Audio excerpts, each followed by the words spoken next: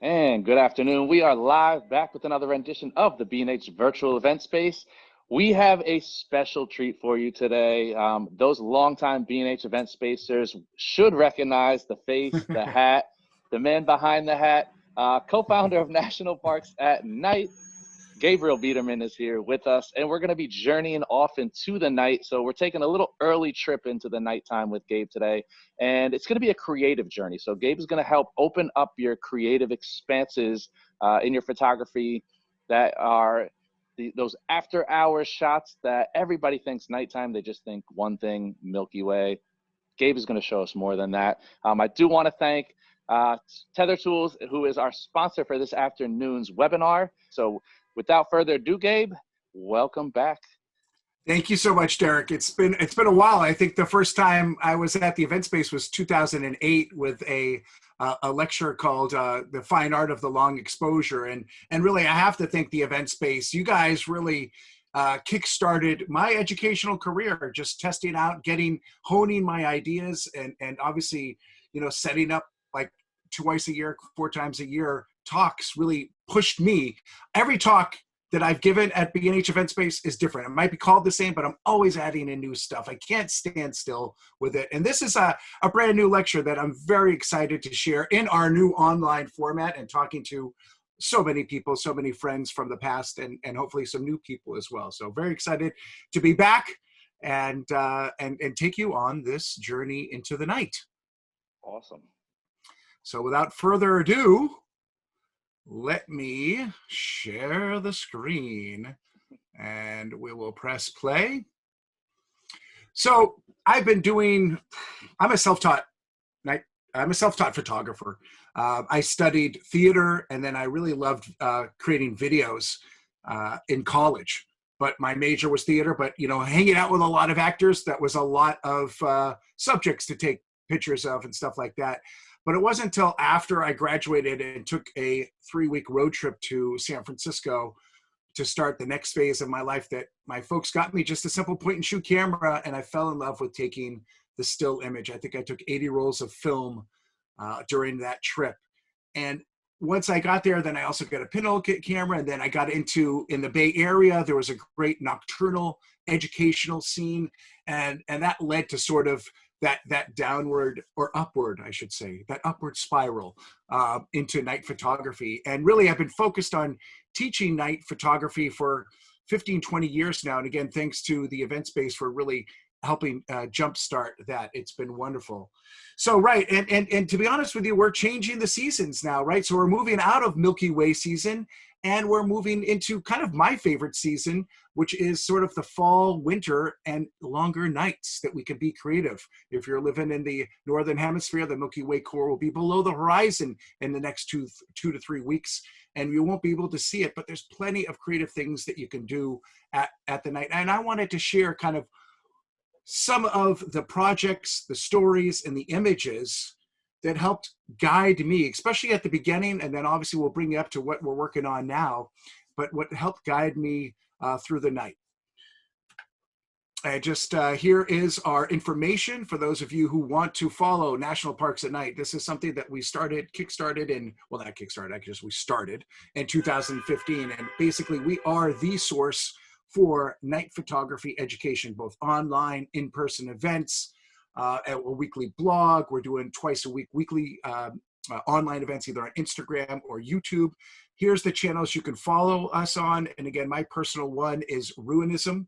You'll understand, if you're not familiar with that, the story behind that, the Ruinism theme, as one of my projects.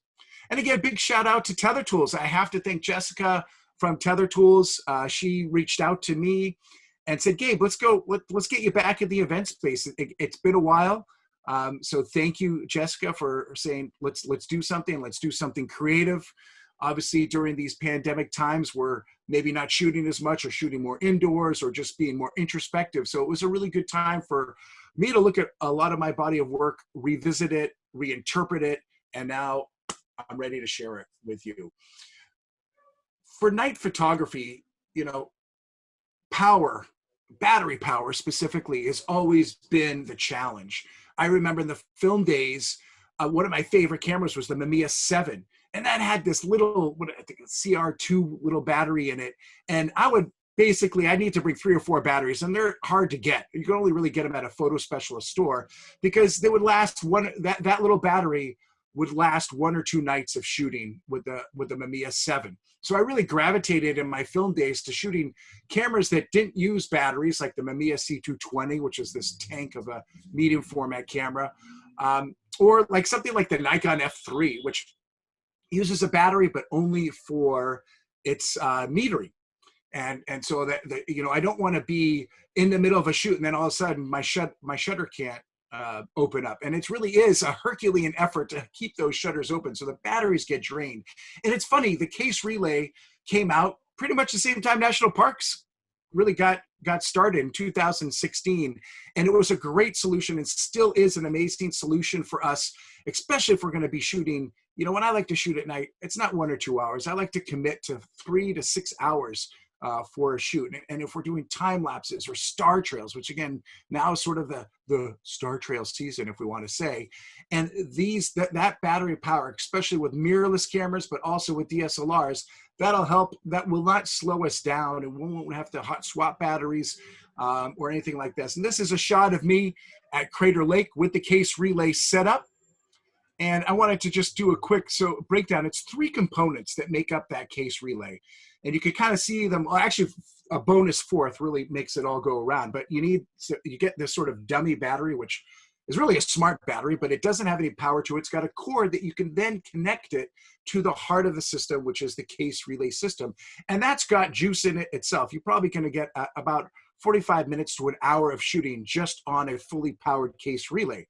But the real benefit is that it then has a USB connection to it, and you can connect that into any USB battery pack. I've got it here with the Rock Solid, which is sort of the original configuration of it. But you can also use any battery pack out there. Plus, they got a new one that I want to share with you in a minute. And then finally, how do you kind of hold all these together on your tripod? And that is with the Tether Tools strap more. And as you can see, that kind of tidies it up, keeps it all strapped together to that tripod leg. And you know, I use the strap more also for my intervalometers and kind of just keeping everything nice and tidy, so when the wind picks up, everything is not blowing around. Tether Tools earlier this year, I believe, just announced their new on-site USB Type-C 87-watt battery pack. Now this puppy, you know, the Rock Solid was 10,000 milliamps. This is 26,800 milliamp capacity. It's got a Type-C in and out connection, so you could charge it that way, or you could charge anything with a USB Type-C connection. So now we're talking laptops, right? Most laptops, both Mac and PC, have that USB connection. And I actually was just up at the Eddie Adams workshop, and this guy forgot his adapter cord and was using this to basically power up his laptop. And you get probably about 2 full charges of a laptop on it throughout the day. It also has dual USB Type A output only, so that's more universal, charging, you know, your phone, your cameras, computers, anything like this. Another really good reason to use this solution is if you are using a mirrorless camera or DSLR. It's been so hard, you know, as a web camera, it's been so hard to get those AC adapters, right? I've been waiting 2 months for mine, but you could usually plug. I've got the Z6. I can plug this in with a USB-C, and then plug it in to the USB-C right over here, and I can get that powered up, and that'll last at least, you know, a 4 to 5 hour web conference. I hope it's not that long of a meeting, but who knows? And this is one of the first shoots I took the case relay on. This is from Biderman Island. We're going to learn more about this, the adventures there. But this was a 4.5 hour shoot that I did a little mini time lapse with, and then you could see the collected star-stacked images, as well as all of the light painting, orb drawing, all that other, the train going past, airplanes, meteors, you name it. We've got it in this 4.5 hour image here. And really, the case relay system really proves its mettle in these sort of long, you know, exposures, especially when we're doing time lapse and star trails for it. And again, those 3 components, you just get the battery that matches, that dummy battery that matches your camera, and then you get the case relay, and then match it with a USB battery pack and get that strap more. It's a wonderful, wonderful kit to keep you clicking all throughout the night. Now, there's lots of tools, right? I'm going to talk about some tools, but today's talk is really going to be a lot more about the inspiration and that journey that led me there. But again, photographers, artists, we all need tools. And especially during the film days, there were certain cameras that were invented, created, made that help push those visions along. And I have a nice camera collection, and I specifically, my camera collection is specifically made for that reason. I wanted cameras that either had a unique way of seeing, or lenses that would go with it, or capturing modes. And this is a Widelux image. For those of you who don't know, that's a camera that is a panoramic camera and has a swinging front lens. So it only has 3 shutter speeds and I think 4 apertures to it. One of the slowest shutter speed is 1/15 of a second. And this is me experimenting with that 1/15 of a second and me moving throughout the scene, sort of following the lens, holding still, moving. And I love this image. This is one of my favorite self-portraits. And I couldn't have done it without that tool of the Widelux. But what really got me kind of that creativity kickstarted was pinholes. Like I said, I had the early introduction to cameras after college, driving across country, and then I remember living in the Bay Area. I went to this camera store in San Francisco, and I bought this cardboard medium format pinhole camera. And it, you know, for those of you who don't know, pinhole camera is exactly that. It's a pinhole. So the aperture is something like f200, 250. This one took medium format film. It was a 6:9 format. So I got about, I think it was like 8 shots, 10 shots on it. And I loved experimenting with it. I mean, it was such, I was learning the foundation through various workshops and everything that were going on. But I also just loved asking, what if, what'll happen, challenging those rules, build that foundation, find the rules, but then break them. And that's exactly, I don't think I would have done night photography if it wasn't through pinhole. And this was one of the first shots that I took. This is a simple shot. It's my friends and I on a roof in San Francisco. But I asked myself, well, I've been told never to point a camera directly at the sun. It'll fry the film. It'll fry the sensor, the electronics, whatever you might have. But I'm like, I've just got a cardboard box. You know, what can happen with that? And I wonder what the sun will look like, you know, through that sort of such a small aperture. And wow, was I astounded. This is about a 4-second exposure. And I loved how the sun is just wrapping its arms, wrapping its rays around the whole image. And I love it. This just set my creativity on fire, and it just made me ask more and more questions and pushing those time, what we can do with time, how we can play, manipulate, bend time, and really see beyond how our eyes see. Because if you think about our eyes, they're like constantly going, but at 2/50th of a second, we're freezing action all the time. Our eyes cannot see the beauty of those slower exposures. So when I was in Amsterdam, I got on a bike and I strapped my 6x9 pinhole to the frame of my bicycle and then went on a ride. And here's a 40-second exposure just going down this path. And I had no idea what this would look like. And that's why I love pinhole and I love night photography, because you can still ask those questions. I wonder what if will happen. We could try as much, you know, we could try to kind of think about those images and what they might look like, but there's always that surprise. And this is what has kept, photography so fresh and exciting for me after 20 years of doing it, you know, is that the continual surprise you can get from the creativity of long exposures. I absolutely love this shot. It turns out to be a palette of colors, but why and how are some trees more solid than the other? And, you know, I love just the frame of the bike is really, really solid in this frame.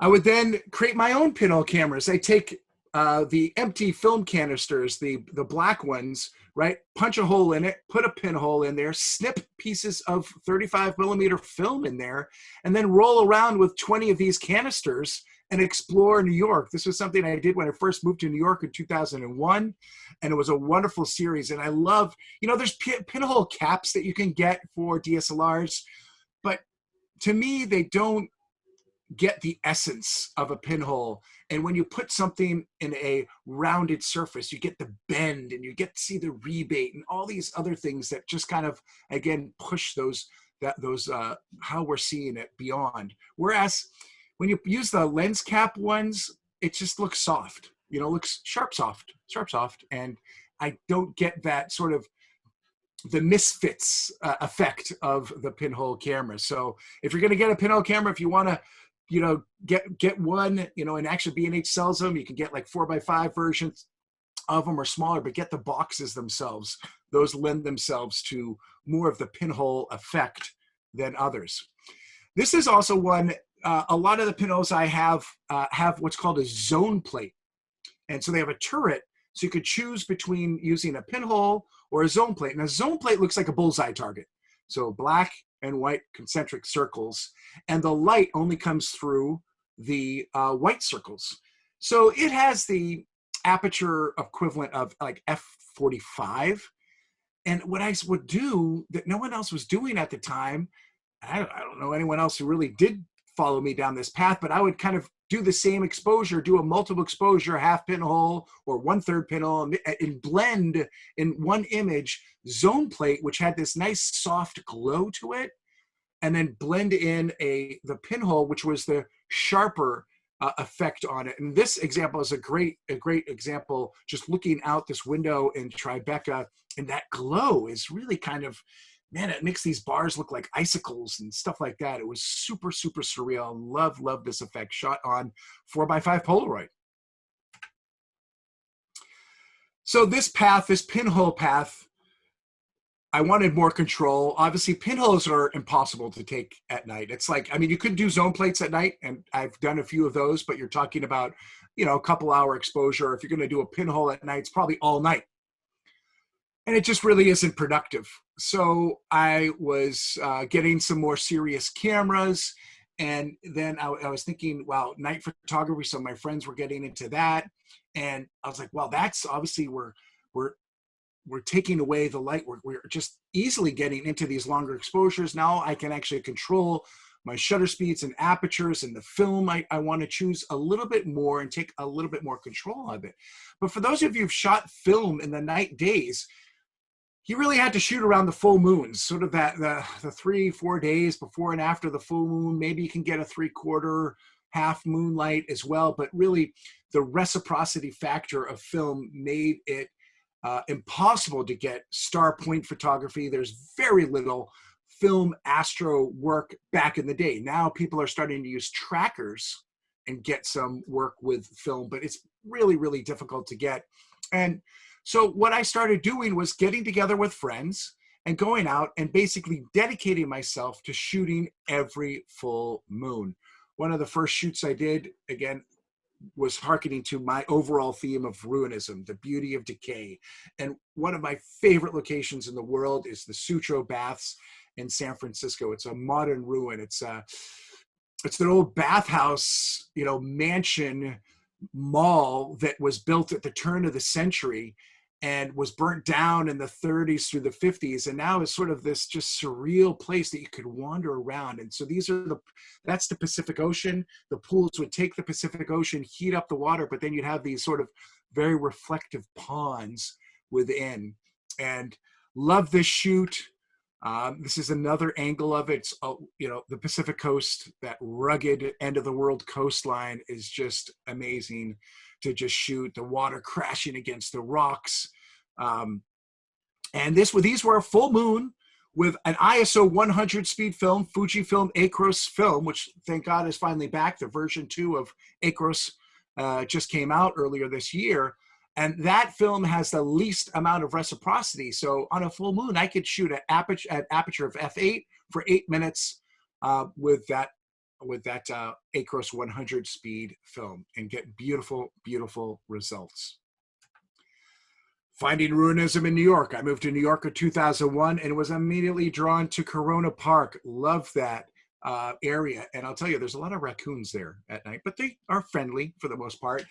This is another full moon shot, 8 minutes. Don't see much stars because of the light pollution, but it was all about the composition and getting those deep, rich blacks to read. This is in my neighborhood, Red Hook, Brooklyn. This still stands. This was probably taken in 2006, and it's still there today. This is, I think, the men's club of Red Hook, and I just loved all the just random stuff around it there.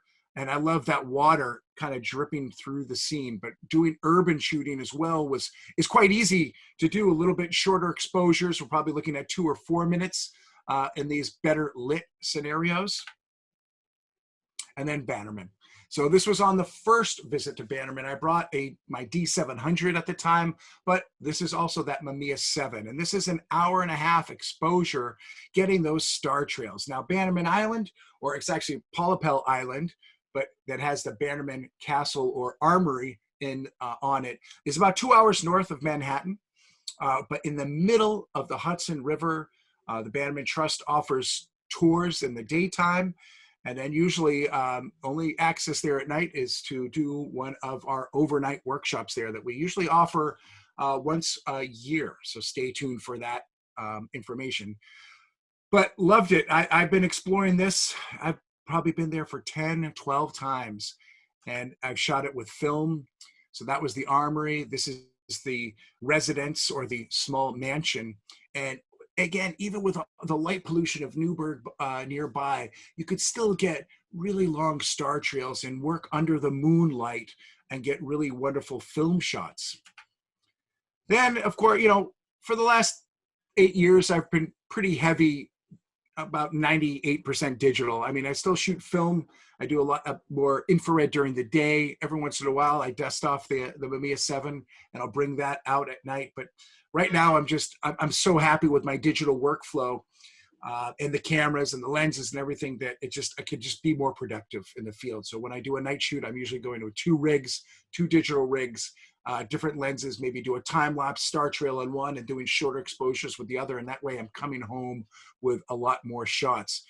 One of my favorite shots, this is, I believe, from 2016, when Biderman, they recently had to stabilize the castle because it was being hit. All that's left of this castle is the facade, and it gets hit with a lot of storms. It's over 100 years old. And so they put these trusses up to stabilize it. And everyone's like, you can't take a picture of it now. It's horrible. And I'm like, just a challenge. I love going back, revisiting locations, and finding new ways to interpret them. So this is one of my favorite shots. I love the stars in the windows. To me, that was like very important for me to make sure that there were stars appearing in those windows as I got closer and closer to that composition. Here's sort of more of a standard look also on that case relay night that I ended up shooting for 8 hours with the case relay. This is an 1.5-hour star stack exposure. And again, I think this also embraces the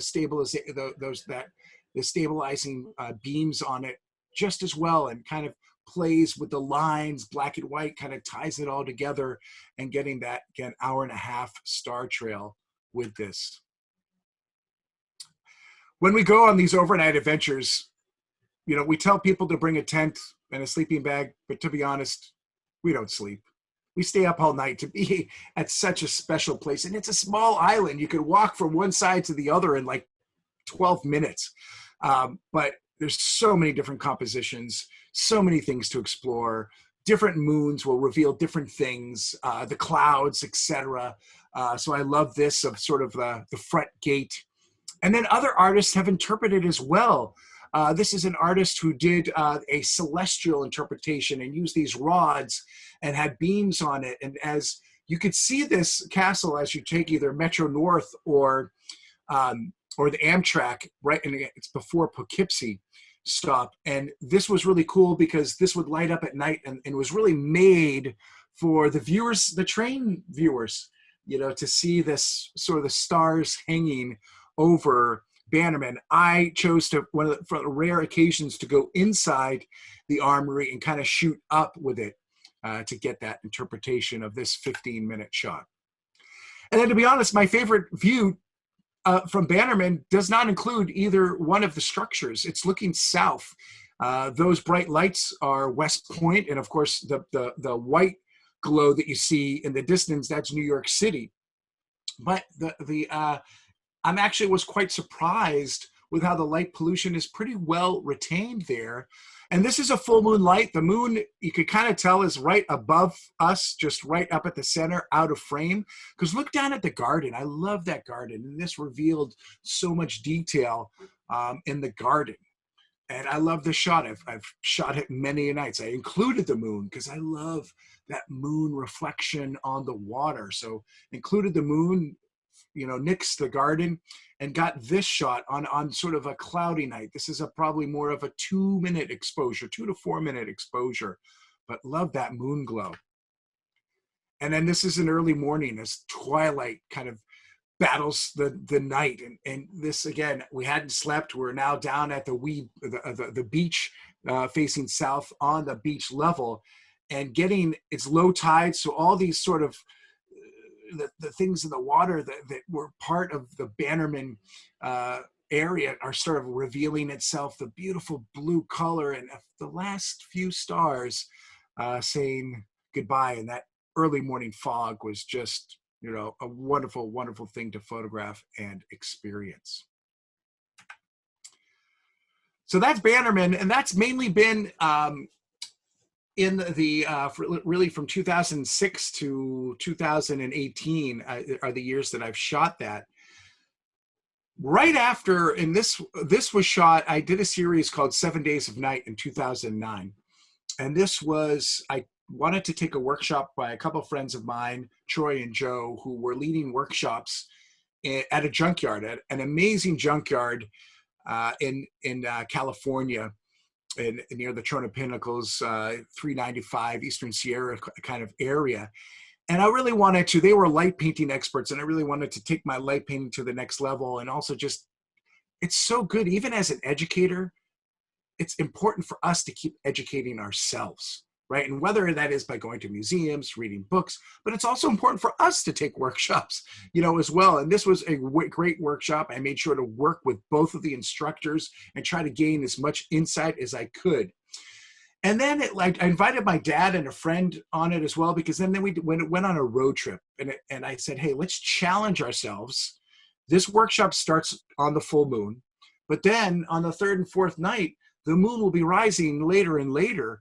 Let's just explore. Let's make our way north along 395 and really explore and have like this really wonderful photographic road trip adventure.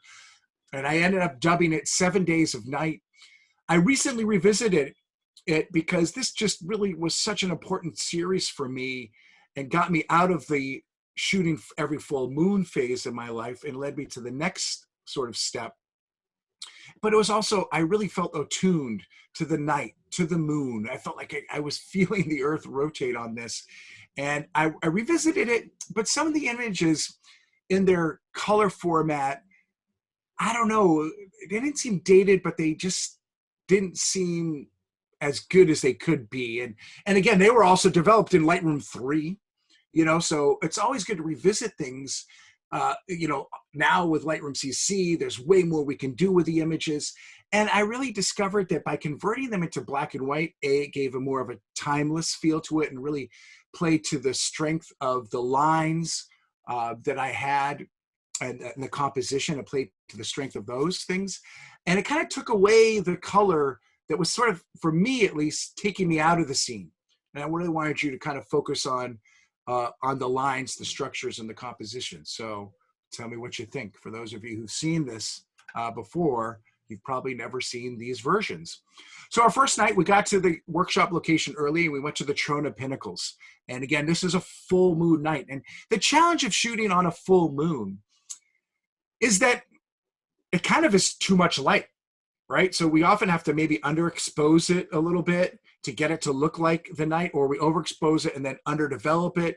There's a couple different techniques we can do, but right out of the box, it kind of reads like daylight, and it kind of is that day for night look to it, which people haven't gotten their head wrapped around a lot.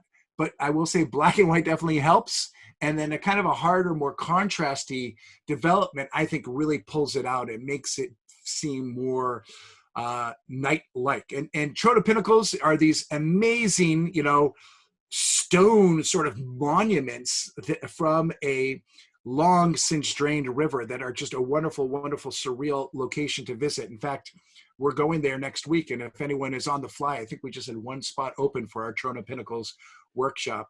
Check it out at National Parks at Night. So the first night was spent there with my dad, my friend, and we spent a few hours there just getting warmed up for the workshop. Then the next 3 nights we spent at Pearsonville. So I've chosen one image, my favorite image from each night at the junkyard to represent that night.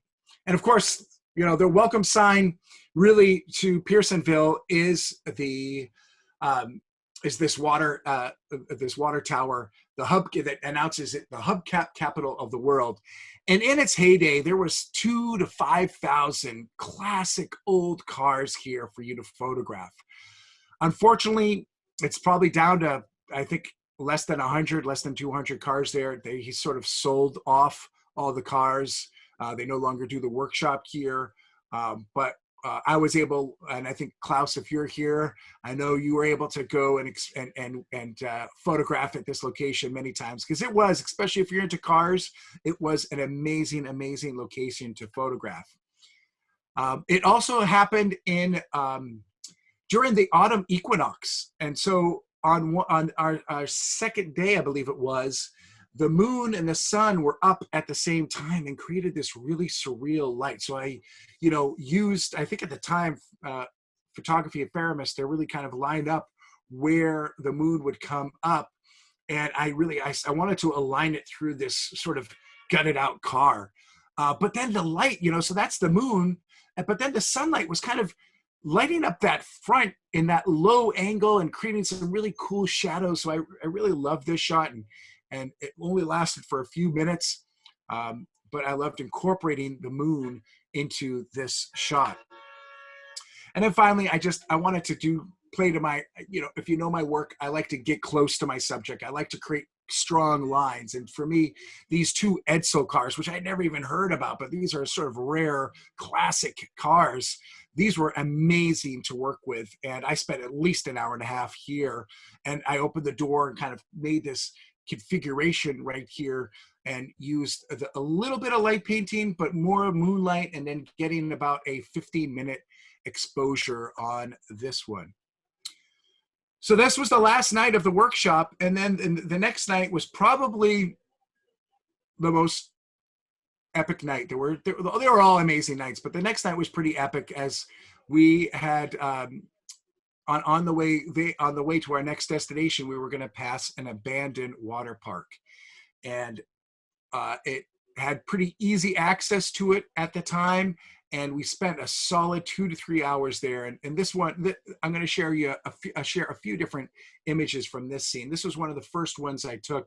And this is a prime example of, hey, when you're setting up, you know, for any shot, I mean, but it's all, for night photography, because we're prone to using our tripods, don't extend your tripod all the way. You know, walk around the scene, see what you want to do. And I kind of really got low and looked up this rabbit hole, you know, and I was like, oh, cool, there's stars up there. I want to, you know, kind of get a star trail, you know, through this hole. And I was laying down, taking the shot. My tripod was not extended at all. It was at its sort of lowest position, 6 inches above the ground. This was really hard to compose. And it took a few different tries. And I took 2 of these 15-minute shots. And this is the one where that star trail is perfectly captured inside that the far circle. And this is one of my favorite shots from that night. But taking a step back and seeing what that water tower really looks like, that's what it is. So again, I love reinterpreting. And you can't do that if you set up your tripod right away. Walk around the scene and look high, look low, look at interesting shapes, angles, lines, and really play to them and get in there. And you can see this shot is actually one of the first times that I saw and captured the Milky Way, that sort of cloudy trail haze right above the center of the water trail is the Milky Way. And to be honest, I didn't know what to do with it. I was always of the star trail mentality. That's how you see the night and interpret the night. But now our cameras, this was the Nikon D700. This is one of the first cameras that you could actually shoot at 6400 and start getting better night images.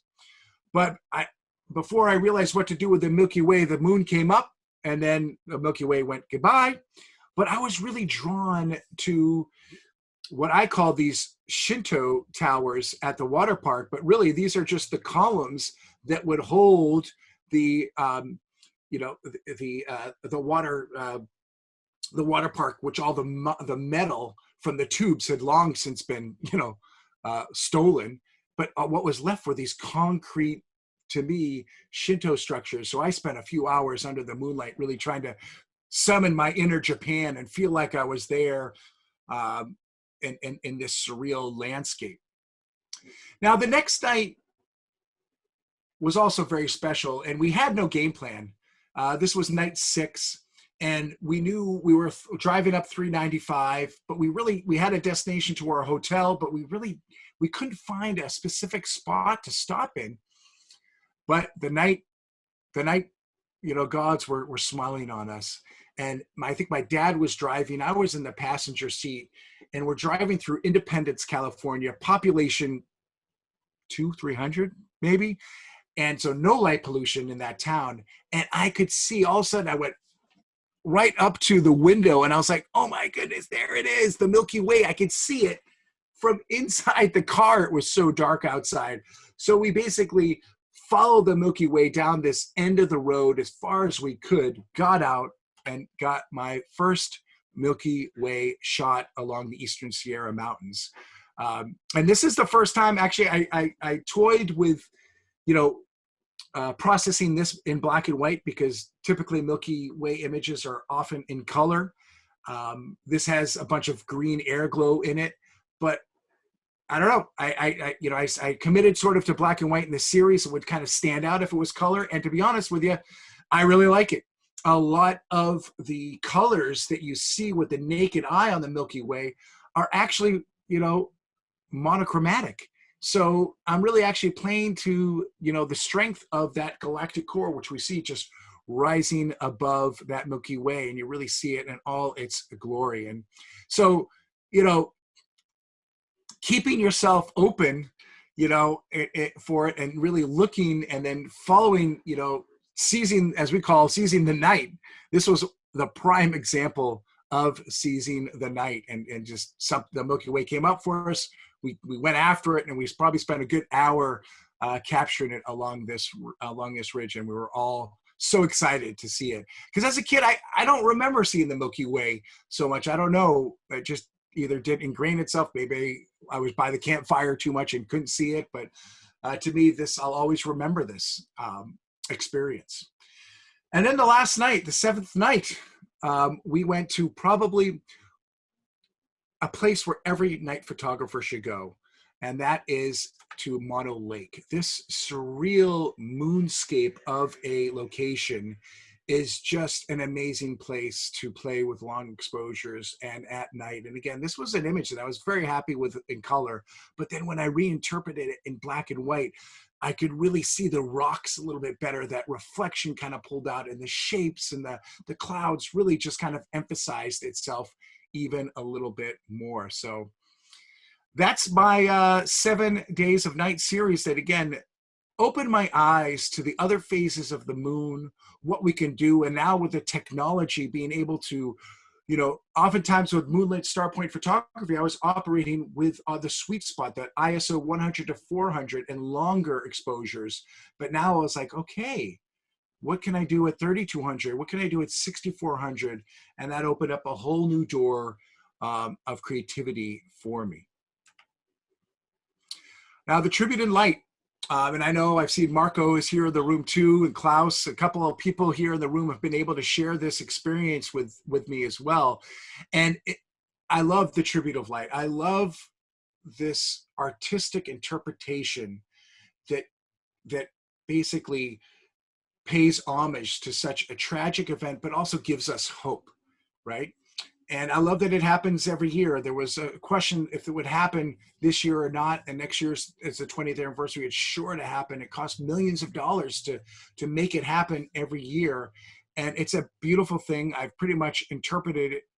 I think I've missed 2 years. With 1 year, my airplane flew through the lights, which having the airplane be filled with the blue light of the tribute in light was just amazing.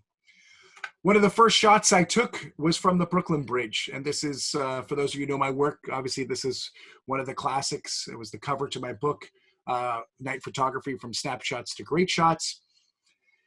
And this is a shot that I've tried to revisit, but it is very hard to do. I don't know what happened, this time, because there's plenty of cars, as we can see, driving over, but the shake of the Brooklyn Bridge has been more prevalent. And this was about a 15-second exposure, and I'm hard-pressed at this spot to get longer than a 4 to 5 second exposure. Now, again, we could stack car trails, so that might be a solution to it. But photographing the city is best done during twilight, which is exactly when this is happening right here. We get that nice, rich blue, detailed twilight. So the sky isn't just black and negative space. We can see the lines of the bridge. We can see the cityscape, and we can see the beams coming from the tribute and lights. I love, love, love this image. It's a wonderful interpretation. And this is also before South Street Seaport.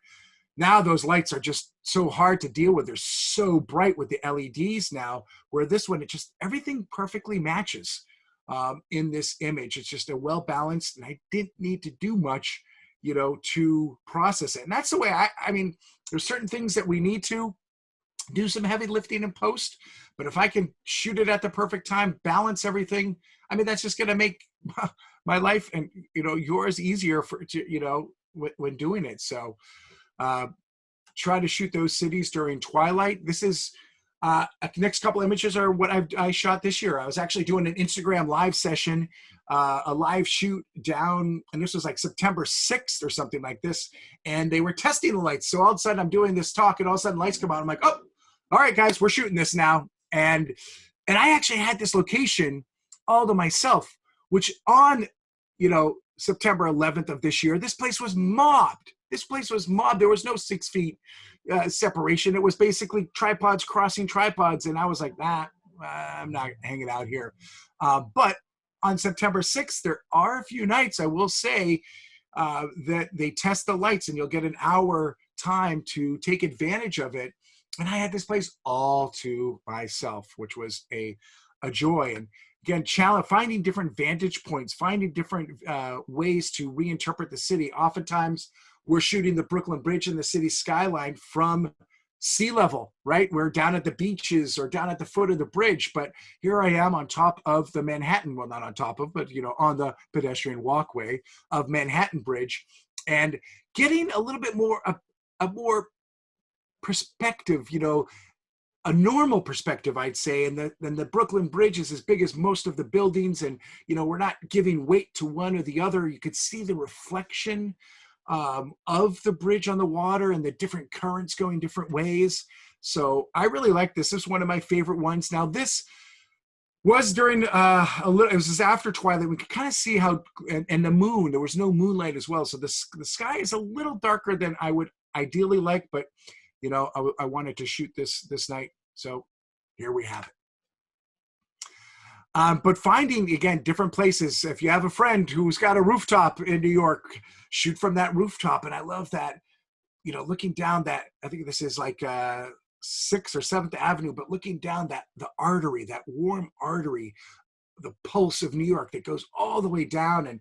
And then, the red, white, and blue of the still being constructed Freedom Tower. And then the lights, you get a bigger view and a wider viewpoint of how far reaching those lights go. It's like, I haven't been able to find where they've stopped yet. And again, during twilight, so we can really see the clouds and the richness throughout this scene.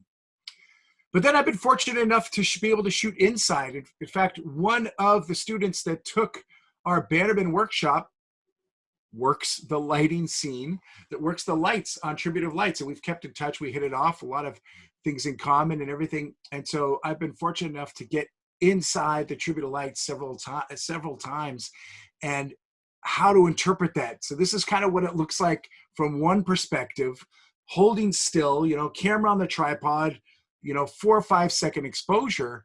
But then what if we move the camera during the exposure? Something we're not told to do, but again, what if we move it? We can get something, again, our eyes cannot see or cannot fathom. Now we're tapping into that mind's eye. And this is I believe it's a 4 second exposure as I have this fisheye lens pointing directly up, and I'm rotating. I click the shutter and then rotate it evenly throughout the exposure. Wow. And then the final project, which is an ongoing project, is National Parks at Night. And that's something, you know, Matt Hill and we had been doing, exploring a lot of national parks, but doing the Biderman workshop together and some other workshops in New York City. But we loved getting out there, away from so many of the city lights and the light pollution. And that's when you could really feel, see, capture, and create the night skies. And during the centennial, which also kind of marked when we launched our workshop series, the National Park Service had reached out to astronomer and photographer Tyler Nordgren, and he did this series called Half the Park is After Dark. And he does these wonderful drawings, and you'll find them at a lot of the parks, especially the parks that have a dark sky program to it.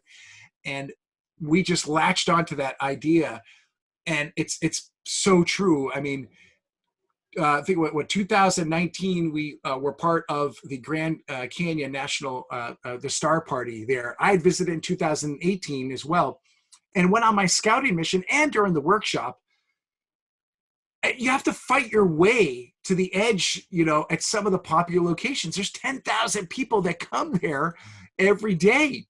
At night, I had the whole Grand Canyon to myself. On 4 nights, I bumped into 2 people, and they both worked there. I bumped into more elk. I bumped into more skunks. You know, on the nights, they didn't spray me, thankfully. But it was amazing to have such a beautiful, vast, amazing place to yourself. And that's what sort of the national parks at night. And that's, I want to share with you some of the parks, some of my favorite parks that I've interpreted.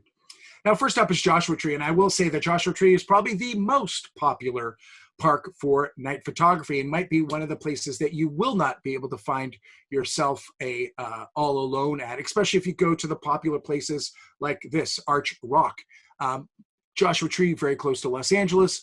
The city, 29 Palms, right outside, well populated, but there's still amazing dark skies there. But it is this Dr. Seussian sort of landscape that really draws a lot of people there. This Arch Rock, I think I shot this, there was 14 people beside me on either side.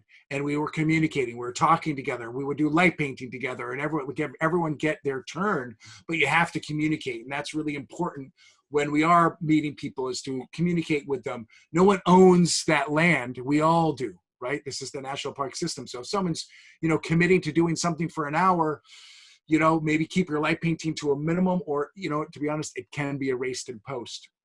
But communicate and find the best solution for it. Because to be honest with you, I love just kind of spelunking around and searching Joshua Tree for my own arches, my own sort of rocks and formations. And this one, I don't think anyone else has ever shot this one or found this one.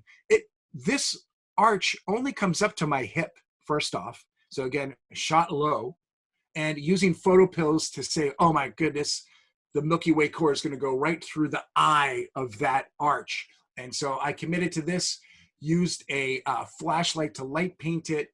And this was definitely a tricky shot of kind of, you know, close. I had to focus obviously for the rocks and then refocus for the stars, because I was like basically 2-3 feet away from this arch. But this is a beautiful, I love this shot. One of my favorite finds at Joshua Tree. This is a popular place, but my one of my coworker, Lance, has an interpretation that's similar, but I took another step back, because I was like, I like these lines. And now I'm going to interpret this with an infrared converted camera and using an infrared flashlight, which, by the way, to do light painting with an infrared flashlight, our eyes can't see it. So, someone comes around and sees you light painting with an infrared flashlight, they think you're bonkers because you're just out there waving your hand, and no light is emitted. But I love the look and the feel to this location at Joshua Tree. And again, another little find, just looking at the rocks and finding your own formations for here. And this is another long exposure powered by the case relay. This is, I think, a 2-hour star trail, finding that North Star, making sure how it plays around the rest of your composition was so key. I made so many small incremental movements before committing to this.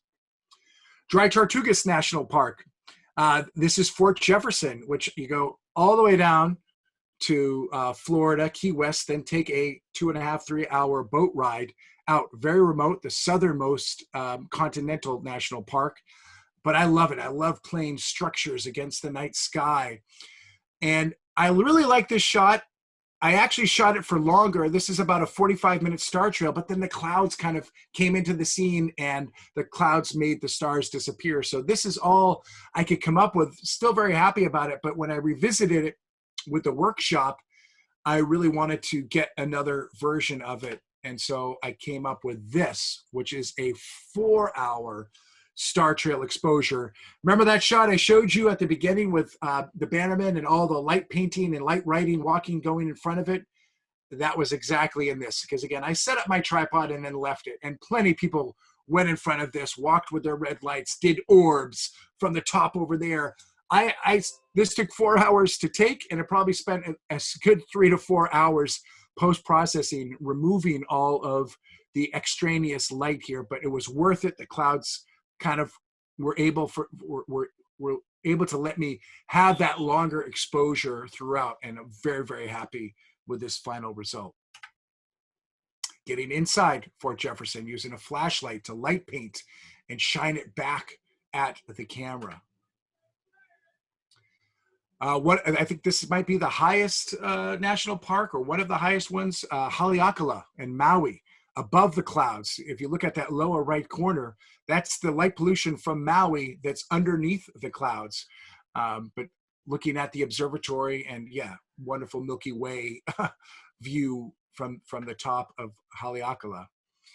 Crater Lake, the volcano here, is the new volcano, Wizard Island, is rising above from inside one of the bluest and purest lake in the world.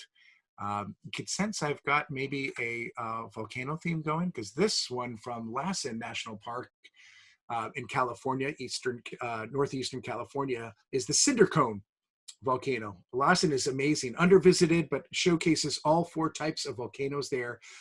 Our first night we spent photographing, at the top, at the crater. But as soon as we walked up to this, I pulled out photo pills. I saw the Milky Way intersects perfectly and said, all right, we're shooting up here. We're definitely tonight, but I'm definitely coming back tomorrow and photographing this. And this is a twilight blend of the foreground mixed with the Milky Way sky up top. Again, revisiting locations. Crater Lake, this is not Crater Lake. This is Utah. This is Capitol Reef. Looking at it under moonlight, driving a car with a light stick through it. Then revisiting it, we didn't have any moonlight, and but we reinterpreted the road to the Milky Way. This is Hovenweep National Monument in Utah. Back to Capitol Reef. Again, we can do light painting, star point interpretations.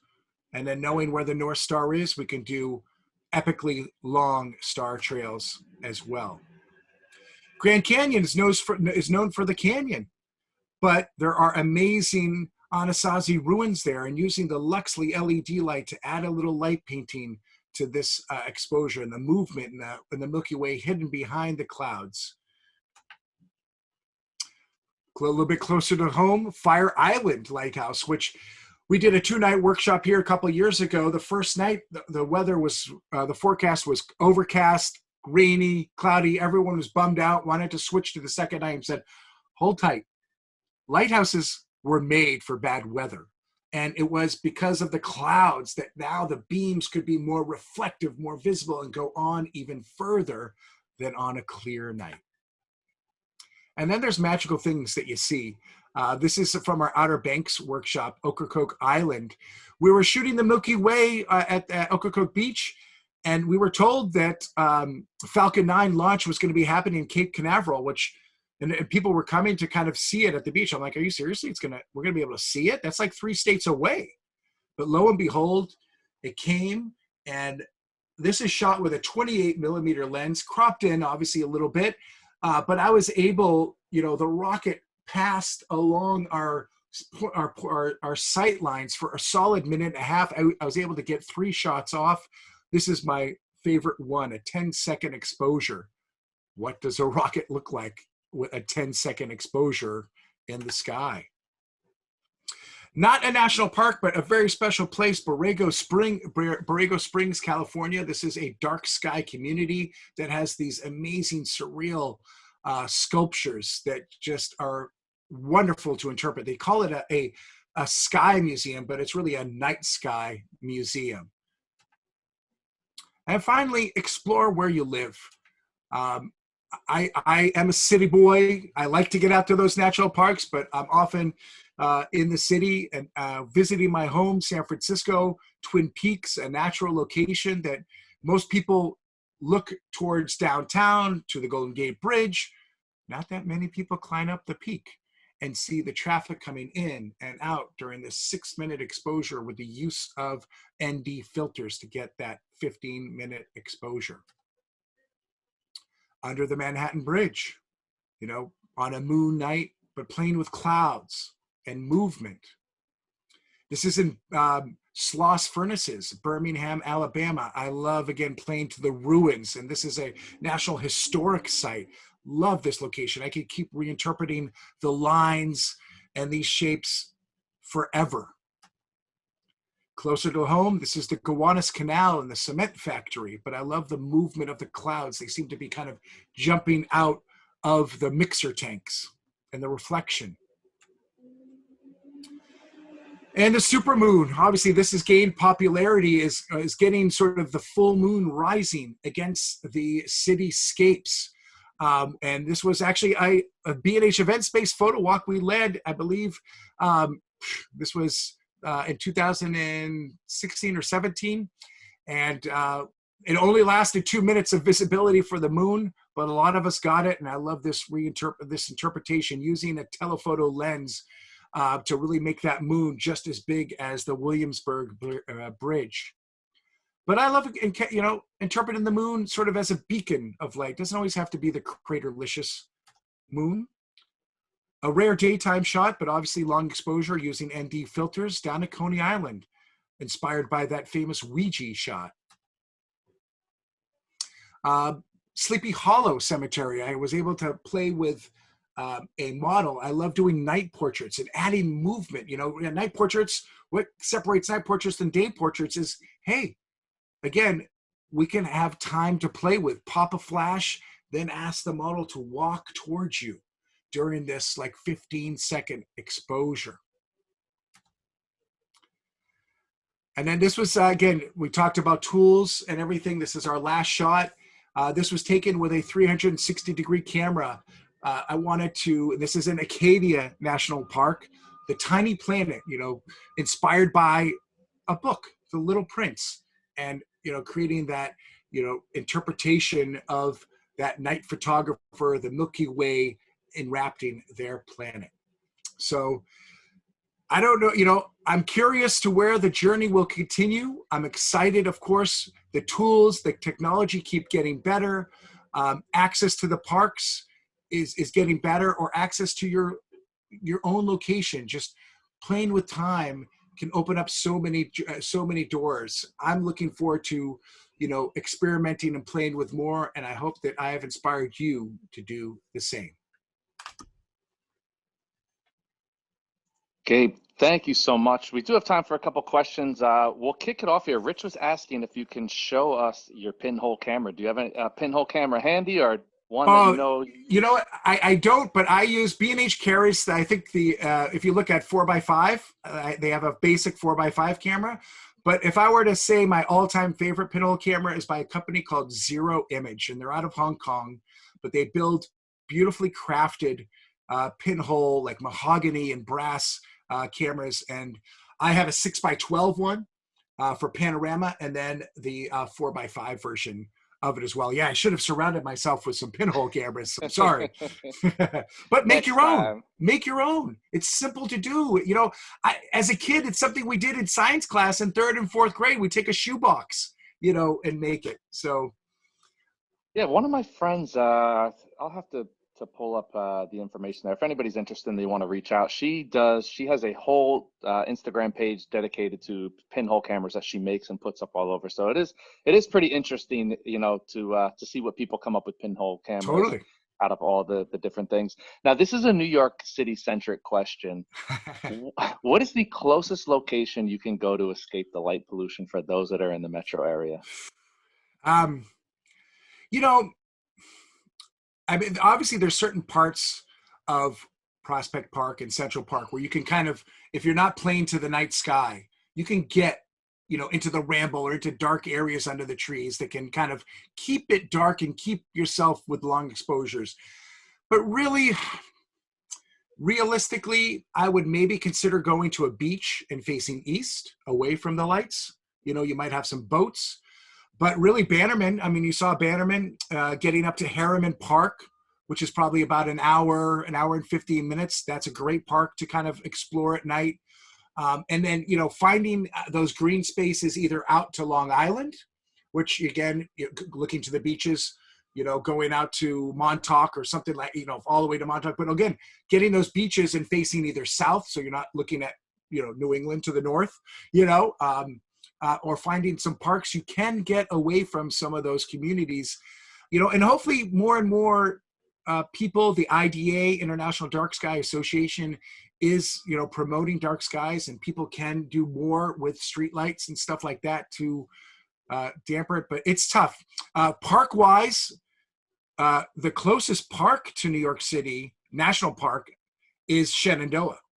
And Shenandoah does have some light pollution to it, but I've gotten excellent Milky Way shots there. So if you're looking at the Big 60, Shenandoah or Acadia are obviously your two closest ones, but don't sleep on those state parks because there's some good options there as well.